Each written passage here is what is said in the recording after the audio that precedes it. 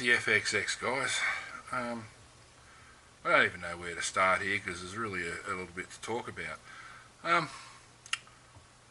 But I really want to start with how it works dynamically and how the balance of the chassis is sort of important to how your setup works, and how the height compared to the back to the front, and why I use droop screws and all that sort of thing. And yeah, I just want to explain a little bit of why I do it, and yeah, hopefully it might help somebody out and they might give it a go. But yeah, it's if you have a look at the thing, everything works like not how you think on the table. Like you can sit here and you can do a setup and you go, oh man, that feels good, you know, that's nice and soft and rah rah rah, that should work up on the track. And then you get it up on the track and you know, man, I don't really know what's going on here, this is not working, it felt good on the table. And yeah, and then you start questioning yourself and you go, what have I stuffed up? But from my encounters and having a track so close and being able to just do a few things and go up the back or sit there and do it on the track, it's really helped me point out a few things, and made it just that little bit easier to when things go wrong. But with the dynamics of it, what you have to remember when you sit at the table is it just doesn't work how you know it looks like it's going to work when it's sitting here. Soft may look good, but once you toss a body on there and you start giving it a bit of a rev and the weight starts shifting and all that, everything starts changing. You sort of got to have a look at how and why where the weight shifts.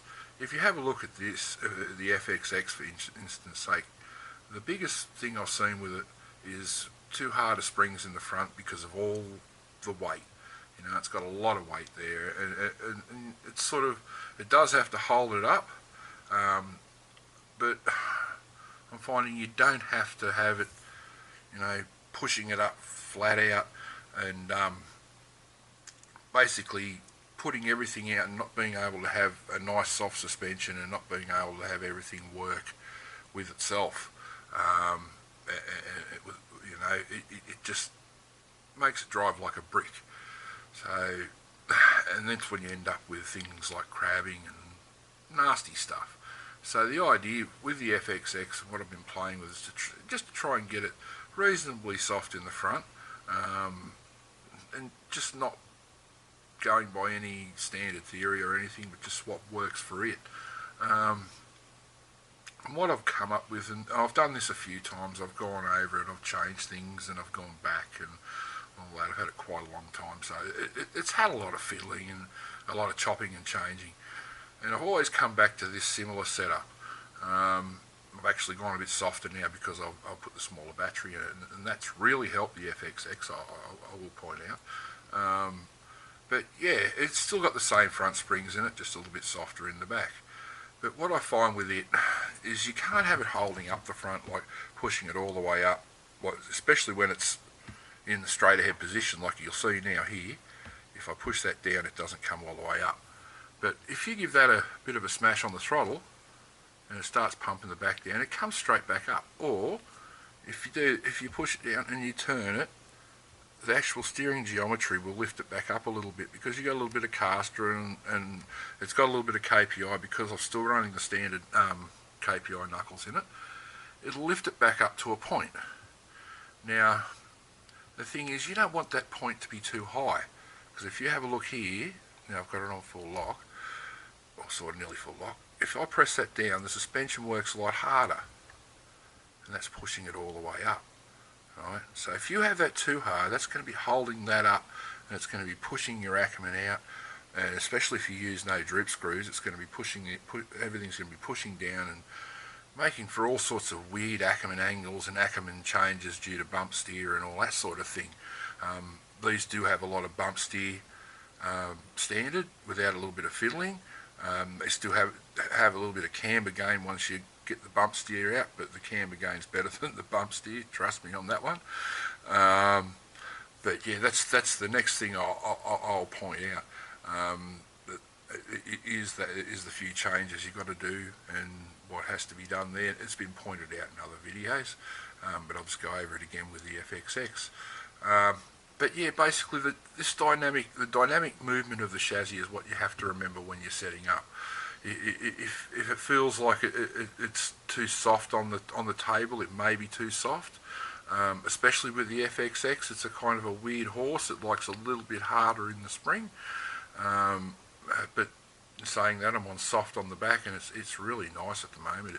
It's yeah, I can't wait to get it on concrete. It's yeah, very, very nice. Okay, now next I'm going to go on. I'll just show you what I've done in the front end here to reduce the bump steer on this chassis.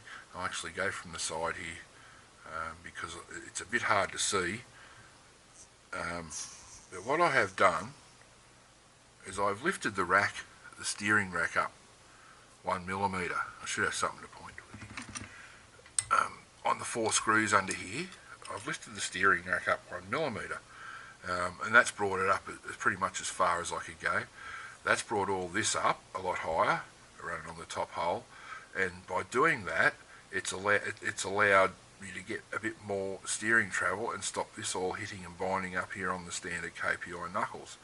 I think I've got about a 3 or 4mm shim in there, and nothing in here. So that sort of has, I'll spin this around here again, level everything out here. Now if you have a look, I hope you can see this on this video, this top arm and the bottom arm and the tie rod are pretty much parallel to each other. Now if I move the suspension up and down, in the arc I'm using, remember I'm using droop screws, it stays where it should be.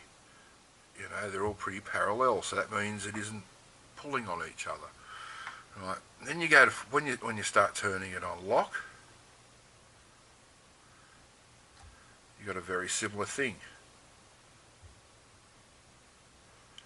So all that there, getting all that parallel, basically stops the bump steer and stops one wheel turning out when you push the suspension down, and giving you positive toe out or positive Ackerman. And also to change that, I put 2mm shims in the top here and a 2mm shim in the bottom here. Now the reason I started with the 2mm shim in the bottom of it is because on the rear of this, I've also lowered the roll centre. Everyone knows the MST knuckles.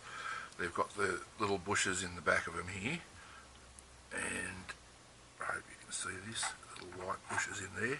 You can lower the roll centre down via the bushes, and I've got it on the lowest setting. So I figured if I've got that on the lowest setting on the back, I'll do it on the same thing on the front. It's a roughly 2mm, maybe 3mm, so I just put the 2mm in the front, and it's worked out pretty good. And it's given me kind of a little bit more rear rake. Now when the chassis is basically sitting, it kind of looks flat, but it's a little bit down on the rear, which I kind of like with these. Not too much. If you go too much, they tend to crab a little bit, and you'll know straight away. But they'll also, if they're too low in the front, they'll also crab, but they'll also be so hard to transition. It'll be like trying to transition to an ocean liner. They do not like it whatsoever. So getting that height right there on the FXX is very, very critical to that sort of thing, and also with speed. Now, if you want to get a little bit more speed out of these once you've toyed with your gearing and all that sort of thing, the big key is to getting that rake just right and getting the spring tension just right in the rear and the shocks in the right position. Now you move these shocks around in the different positions and they will change your speed, and also a little bit of spring tension, and you'd be surprised at what one turn on a spring will do. It can make a huge difference. So yeah, this is why you've got to continuously play and just try different things. that's why it is a very individual hobby, because you've got all these options you can play with, and you should play with them and just see what suits you. Right, now, what else was I going to talk to? I hope I talked enough about that stuff. I'll show you my Ackerman settings just to show you how parallel they are. I'll just stop this video and I'll restart once I get rid of this turntable thingy-majiggy here. Okay, I'm back again. Now, with Ackerman, I like it, as I've said before, I like zero Ackerman, and I like to dial everything in, so I keep zero Ackerman most of the way in the steering. But there's a big but here. With the FXX and with the knuckles that are on it, the KPI knuckles don't quite allow for zero Ackerman all the way through the arc. They just won't do it no matter what I've tried. I've tried a million settings to try and get him to do it, but they just won't, simply because of the holes aren't in the right spot here, and it just, yeah. But here comes the but. If you play around with your camber settings as well as your toe settings, you will get a nice sweep with a tiny bit of toe out.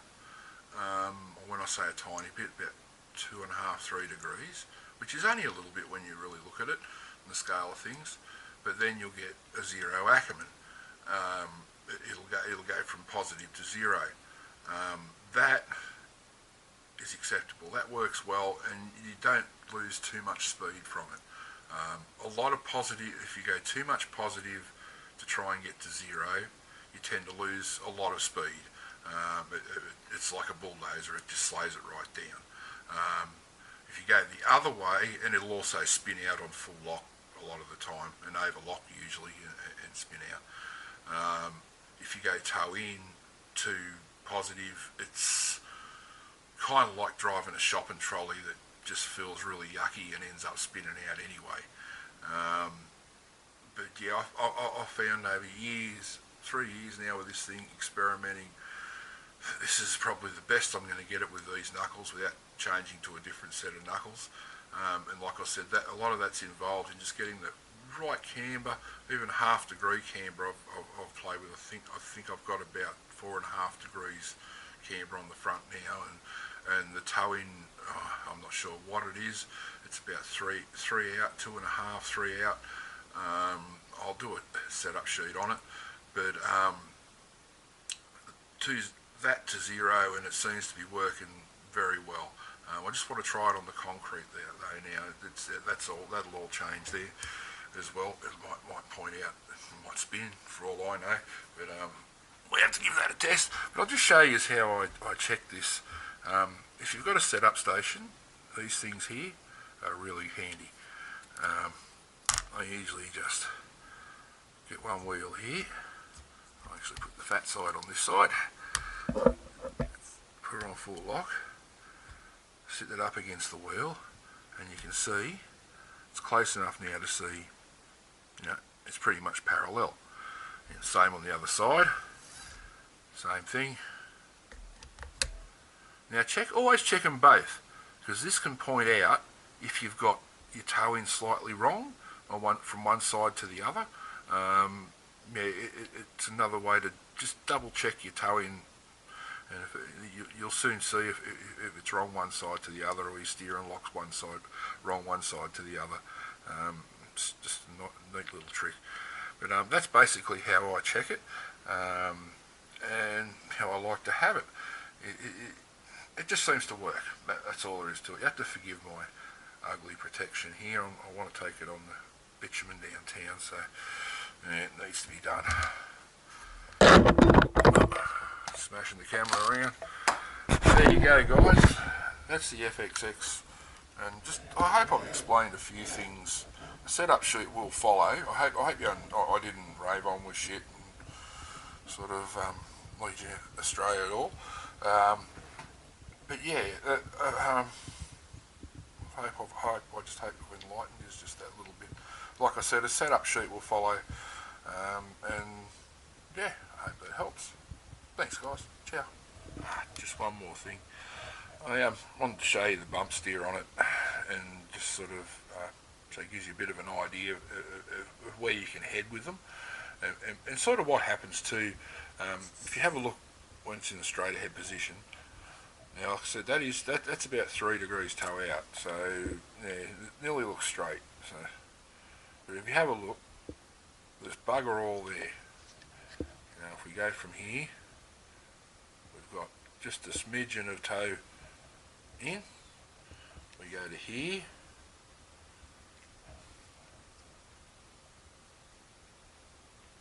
We've got just a smidgen again.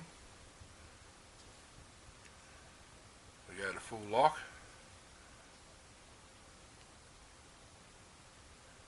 And we've got none. So basically from here it's towing out, but the actual when the suspension does come down, it's bringing the toe in just in a little bit, which is correcting the Ackerman again on when the suspension's actually moving. Okay, so it's cancelling each other. They're cancelling each other out. The bump steer and the suspension with the suspension movement. So hopefully, well, that's what I'm hoping on anyway, and what seems to be working. But yeah, the positive toe out, that's what I'm trying to get to. The positive toe out is counteracted here when the suspension comes down. It's sort of towing that in just that little bit, and that's why. That's the other thing I wanted to get to. That is why you don't want it having too much droop on the front. If you have too much droop on the front, the arms hang down, and then you just have too much of all of that.